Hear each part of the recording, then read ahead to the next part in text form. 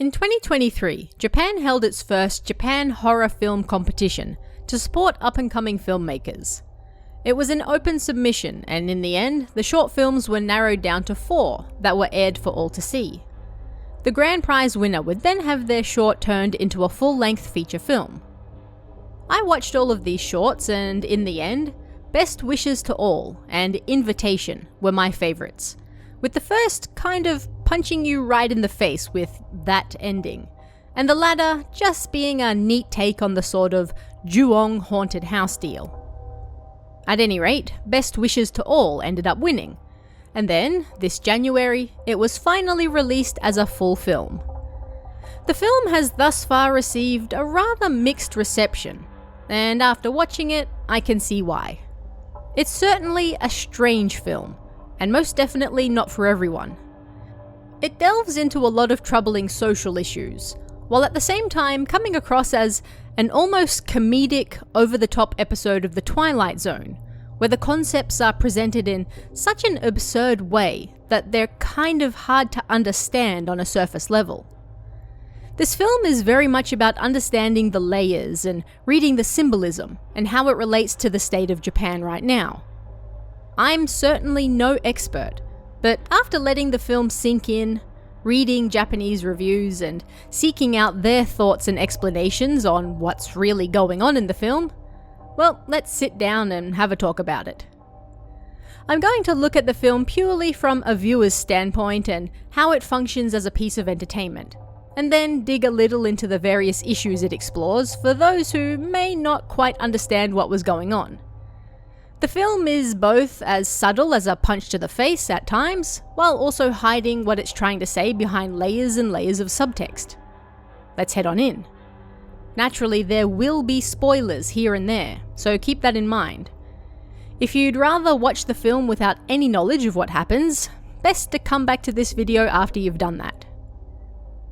Let's quickly start with the short film. At just 11 minutes, it's not very long, and it opens with a young woman returning to her grandparents' house in the countryside. But almost immediately they start acting a little weird, like zoning out while pouring her some tea. There's also a locked door at the end of the hall on the second floor. Weird. The young woman runs into an old friend outside. He hands her some vegetables that her grandmother asked for, and there seems to be a little spark between them now that they're both grown up. In the fridge, she finds what looks like a bag of blood, and still her grandparents are acting weird and zoning out a lot. There are also noises coming from that locked room. When Grandma starts bashing her head against the door in the dark, well, the young woman is naturally freaked out. Something isn't right in this household. At around the 7-minute mark, we find out why, and I truly enjoyed how this was presented. As the woman and her grandparents are eating, suddenly we see a man in his underwear clawing his way down the hall. His eyes, ears and mouth are sewn shut, and when her grandparents turn around, they're not freaked out at all. In fact, they just stand up and drag him back to where he came from like this happens all the time. The young woman tries to free the man, but then she discovers a horrifying truth. As Grandma says, their happiness depends on the unhappiness of others, and she too must find her own sacrifice now if she wishes to be happy. As she heads out with the childhood friend from earlier, well, with the ominous music, it's not hard to figure out what's likely to happen next. Being that this short film won the competition, the general idea of our happiness depends on the unhappiness of others was then further developed, fleshed out, and placed in a much larger story. While the impact is much greater in a short, it doesn't really have to explain anything after all, and your imagination is left to do all the hard work. A feature-length film can't really do that. It has to tell a story. And that's sort of where this idea sadly gets, well, confusing and a little muddled. So, onto the film. Although the house remains the same as the one from the short, everyone is recast and more characters are added. Instead of just the young woman and her grandparents, now we have the young woman's parents and her younger brother too. We still have the childhood friend from the short as well, but now we also have his family, and a few other people from around the village to fill things out. Interestingly, no one in this film has a name. That might make it a little hard to talk about specific people, but I'll do my best. This time around, the film opens with the young woman as a child. She's at her grandparents' house with her parents and they're all at the table eating, a motif that will occur often throughout the film. Grandma teaches her stitching, which is horrifying if you remember the short. But at night, the little girl hears noises upstairs. No one else seems to care, and when the little girl goes to explore and sees what's in there... Cut to the present. The young woman helps an old woman cross the road, and the old woman remarks that she's sorry young people have to always make sacrifices for them. It's a little on the nose, but it's one of the prevailing themes of the film. The elderly profit off the existence of the young. The young are held back because the elderly hold on to all the power and resources. A building problem in Japan's current aging society. Just like in the short, she finally ends up at her grandparents' house and they ask her if she's happy. She checks that door at the end of the hall that she remembers from her childhood, but it's locked. At the same time, she notices a man in his underwear outside being chased by some people. Weird. At any rate, her grandparents are constantly acting weird and spacing out, and the next day, she spots a junior high boy trying to fish his bike out of a rice paddy. Seems he's being bullied, and then the childhood friend from the short shows up. All this while, there seems to be some weird, unspoken understanding amongst these people living in the village. Like, there's a secret hidden just under the surface that everyone but our main character implicitly understands. A sensation of darkness, of wrongness, that she's not yet privy to. But when she finds out, it's probably not going to be something she likes.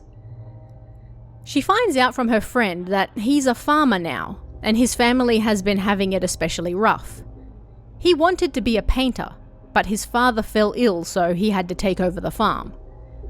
He discovers that she's studying to be a nurse because she wants to save people, so he jokingly asks her to save him, before brushing it off and moving on. And when her grandfather learns they met, he warns her to stay away from him.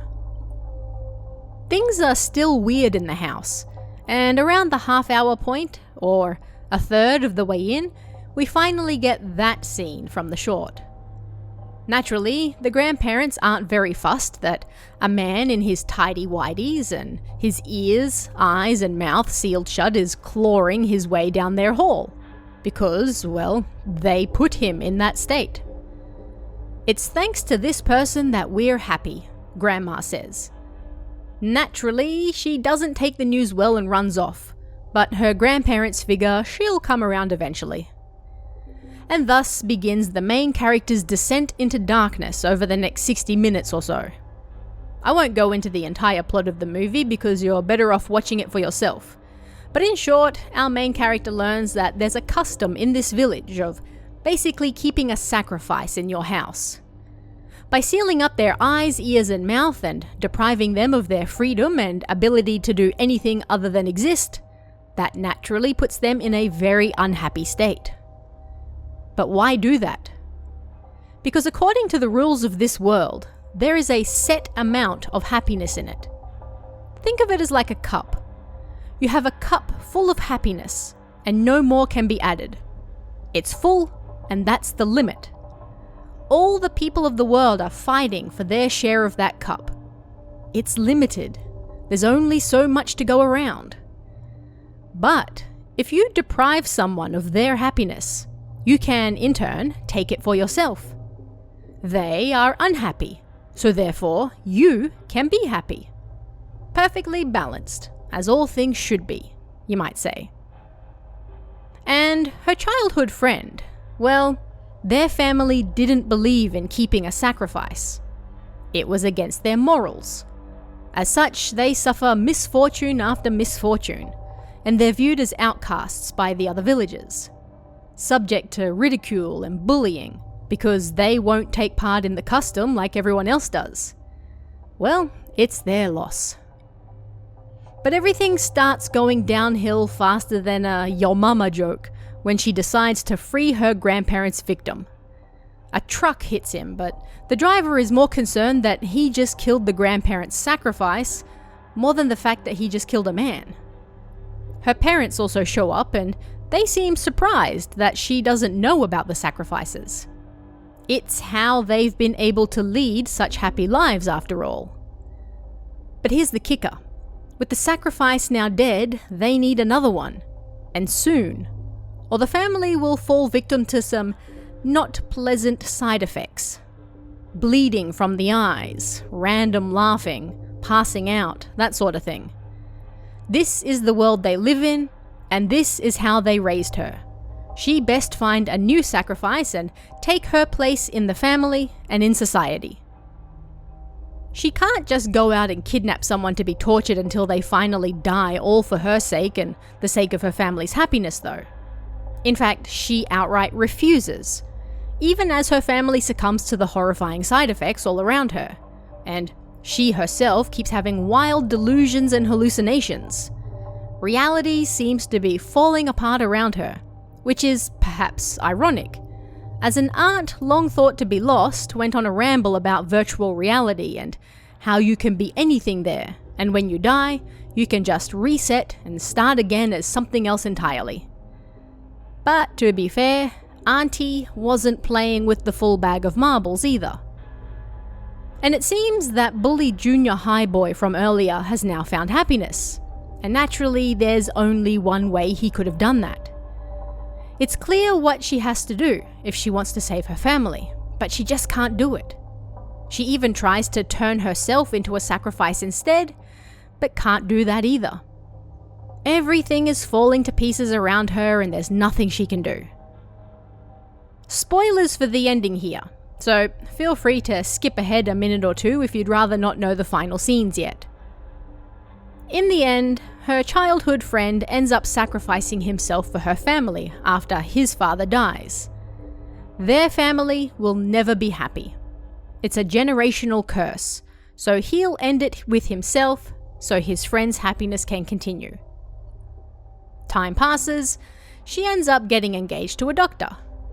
She ignores an old lady who needs help at that same crossing from the start of the film, where she previously helped one.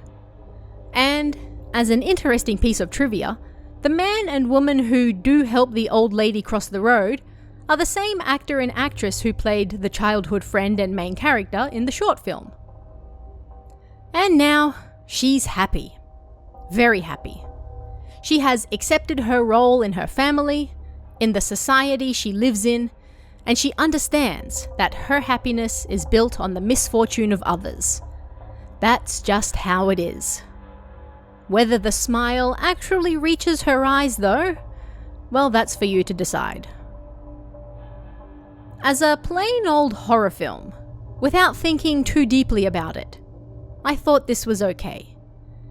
It doesn't bring anything new to the table, but for the story it's trying to tell, it's pretty good.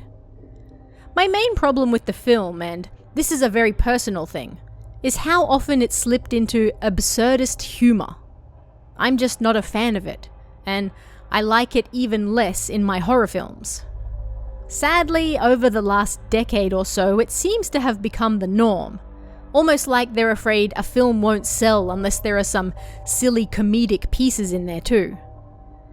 Like, there's a scene with the sacrifice dancing in his underwear, and the family are all banging things to make music and beatboxing and such, and it's not for me. It adds nothing to the film and it feels cringe, for lack of a better word. These strange moments don't happen once or twice, but rather constantly. And every single time, I'm torn out of the moment and being reminded that, oh, I'm watching a film. This isn't very funny. How long until the moment passes and I can go back to the story again? It's done now? Okay, thank you, let's continue. The film also doesn't clearly explain a lot of what's happening. It's left vague on purpose, so you can put your own meaning to it. I don't feel this is necessarily a bad thing, but at the same time, you don't want to leave too much up in the air. Confused viewers generally aren't happy viewers. But once you do dig into all of these strange moments and figure out what the director is trying to tell you, it does present some interesting viewpoints. At its heart, this film appears to be a harsh criticism of capitalism and class warfare, particularly focusing on the state of Japan and its aging society right now.